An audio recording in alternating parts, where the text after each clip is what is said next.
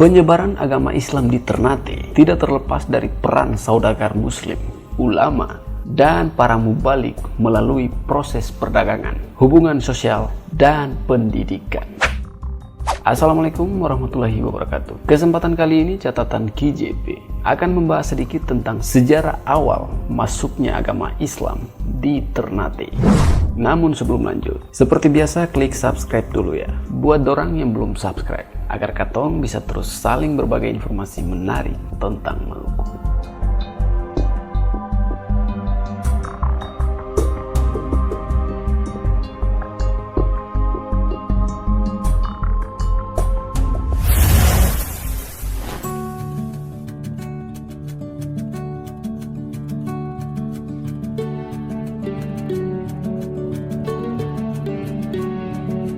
Menurut keterangan Jo'ou Kolano almarhum Sultan Mudaffar Shah yang beliau sampaikan kepada sebuah media cetak bernama Suara Maluku edisi Senin 17 Mei di tahun 1993, berdasarkan kutipan percakapan yang termuat dalam isi koran tersebut, ketika wartawan dari Suara Maluku tersebut memberikan pertanyaan, akhir-akhir ini banyak bermunculan buku sejarah tentang Ternate dan Tidore.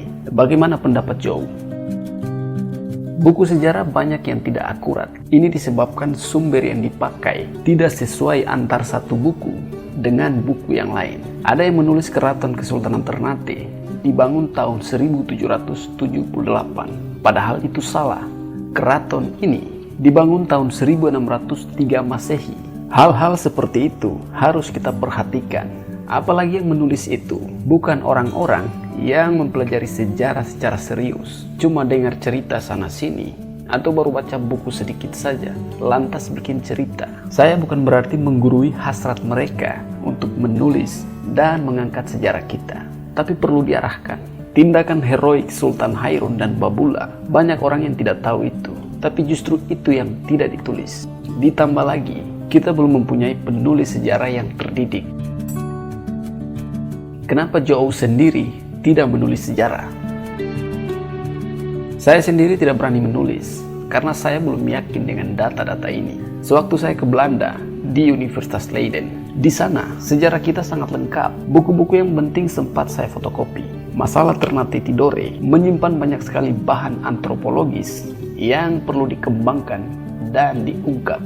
Saya akan bantu kalau ada yang mau menulis tentang Ternate dan Tidore, terutama dalam perjuangan menegakkan Islam. Apakah ada buku yang Jo'ou tulis sekarang? Saya bukan penulis sejarah, tapi cuma penulis filosofi. Saya sedang menulis buku filsafat yang saya kasih judul Filsafat Kiai Raha. Tahun 1980 lalu, ada wartawati dari Jakarta bertanya kepada saya tentang Islam di Aceh dan Ternate, mana yang lebih dulu? Saya jawab, bukan masalah Aceh dulu atau Ternate yang lebih dulu, karena dengan Mekah pun Ternate lebih dulu. Dia kaget, saya bisa buktikan bahwa Islam di Ternate lebih dulu. Saya giring dia untuk mengikuti alur Gunung Gamalama, karena di situ banyak hal-hal yang menarik dan membuka tabir. Di sini lebih dulu ada dasar-dasarnya. Memang ini berbicara tentang tasawuf, bisa diungkap secara rasio dan filosofis. Itulah perbincangan singkat antara koran Suara Maluku dan almarhum Sultan Ternate. Hal ini sejalan dengan cerita-cerita yang berkembang di kalangan masyarakat Ternate yang mengatakan bahwa Islam masuk di Ternate dibawa oleh 4 orang syekh yang hidup di zaman para nabi, yang mana mereka ini datang membawa ajaran tauhid. Mereka adalah utusan yang dikirim untuk mencari negeri yang terlupakan.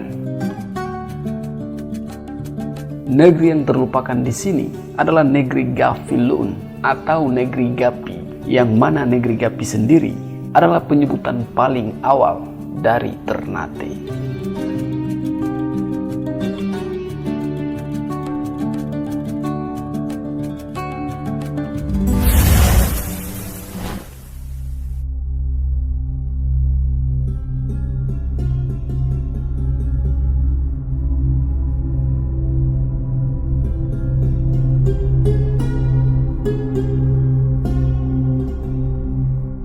Berbicara tentang masuknya agama Islam di Ternate, erat kaitannya dengan kerajaan-kerajaan yang ada saat itu. Salah satu yang paling populer adalah legenda Ja'far Shadiq. Dikisahkan pada saat masih berada di Madinah, Ja'far Shadiq yang mana adalah turunan dan buyut dari Rasul Muhammad SAW itu mendengar suara yang memintanya melakukan perjalanan ke timur. Bisikan itu mengatakan, ketika engkau sampai ke timur, kau akan mendapati sekelompok manusia yang beragama tauhid. Mereka belum mengenal Islam, tapi mereka sudah mengakui adanya Tuhan.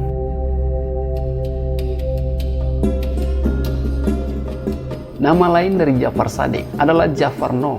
Ja'far Shadiq tiba di Ternate pada hari Senin pada tahun 1250 Masehi.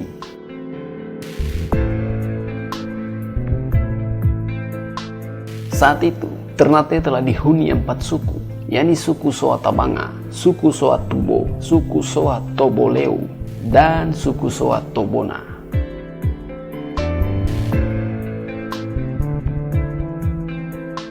Kisah mengenai kedatangan Ja'far Shadiq ini ditulis oleh Naida.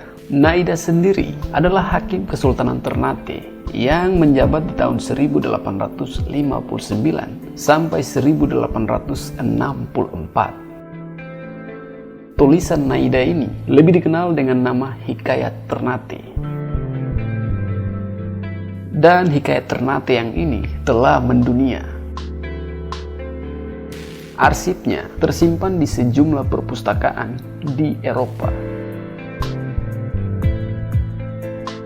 Menurut Naida, ketika Ja'far Shadiq menyebarkan agama Islam di Ternate, ia juga menikahi seorang perempuan lokal bernama Nur Shifa. Dan dari pernikahan itu, lahirlah 4 orang putra dan 4 orang putri. 4 putra inilah yang menjadi raja pertama di 4 kerajaan besar yang ada di Maluku Utara. Anak laki-laki pertama dari Ja'far Shadiq dan Nur Shifa adalah yang bernama Buka, yang menjadi raja di Makian, yakni Cikal Bakal Kesultanan Bacan. Anak yang kedua bernama Daraji, yang kemudian menjadi raja di Jailolo. Putra yang ketiga bernama Sahajat, yang kemudian menjadi raja di Tidore. Dan putra keempat inilah yang menjadi raja Ternate pertama, yang bernama Masyur Malamo.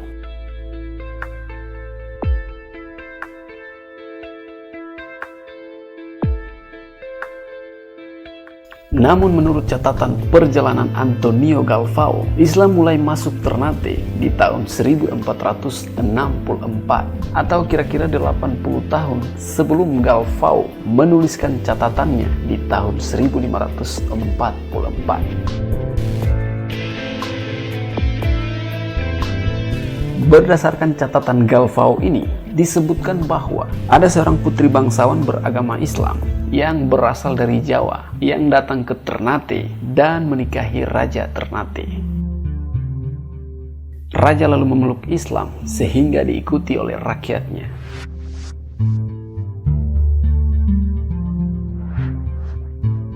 Sementara Antonio Pigafetta, seorang ilmuwan Italia, menuliskan dalam catatan sejarahnya di tahun 1521 bahwa Islam telah masuk ke Ternate 50 tahun sebelumnya atau sekitar tahun 1471.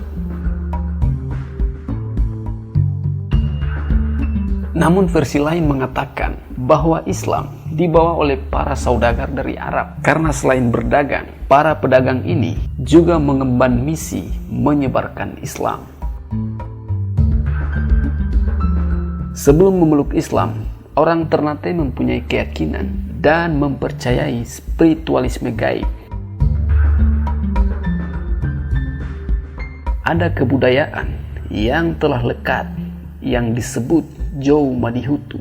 Masyarakat percaya tentang kekuatan gaib yang harus dihormati.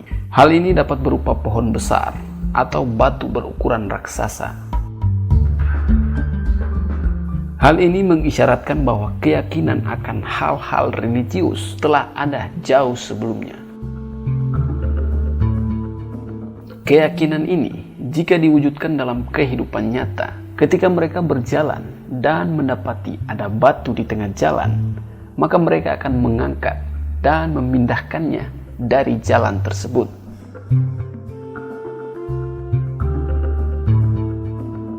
Kearifan-kearifan lokal jauh sebelum Islam berkembang itu sudah ada.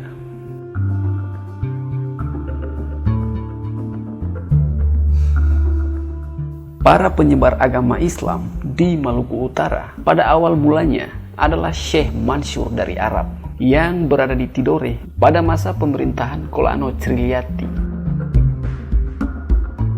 Pada saat yang sama juga, yakni di tahun 1465, Datuk Maulana Husain dari Jawa juga berada di Ternate pada masa pemerintahan Kolano marhum. Kedua tokoh ini dipandang sebagai representasi pedagang Arab dan Nusantara yang melakukan Islamisasi di kawasan Maluku pada waktu itu, terkhususnya Maluku Utara.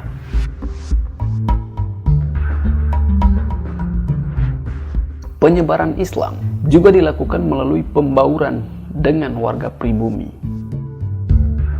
Pergaulan ini kemudian diikuti dengan perkawinan yang memberikan pengaruh signifikan terhadap sejarah penyebaran Islam di Maluku Utara. Kombinasi keseluruhan cara semacam itu mungkin dilakukan dengan baik karena iklim pemerintahan waktu itu cukup kondusif.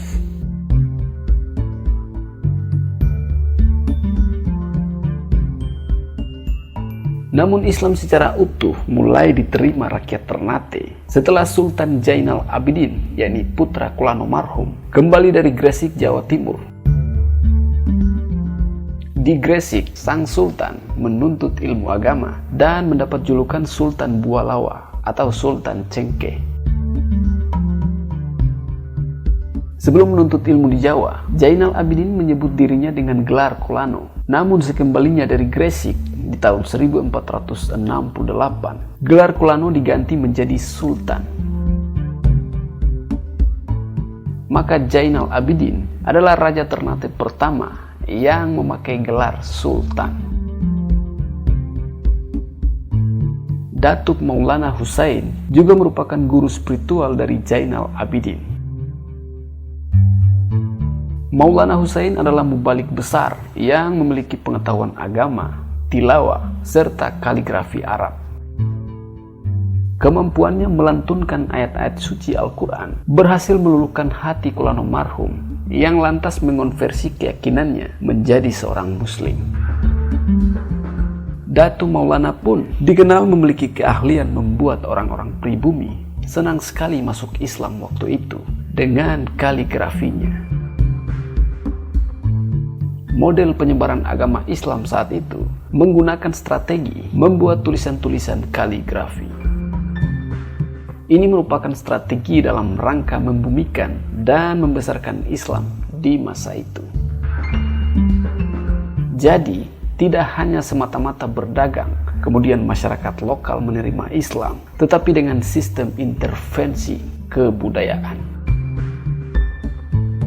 Di masa pemerintahan Jainal Abidin pula, Islam diakui sebagai agama resmi dari kerajaan Ternate.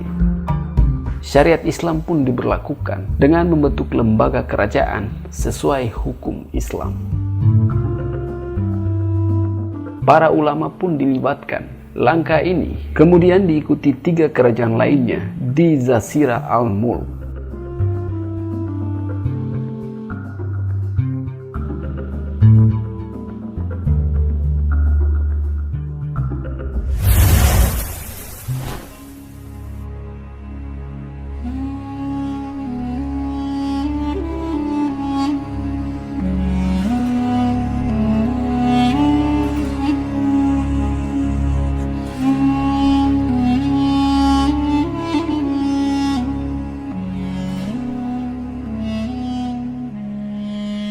Itulah sedikit pembahasan tentang sejarah awal masuknya agama Islam di Ternate. Lebih dan kurangnya mohon maaf ya, dan semoga tayangan ini bisa bermanfaat.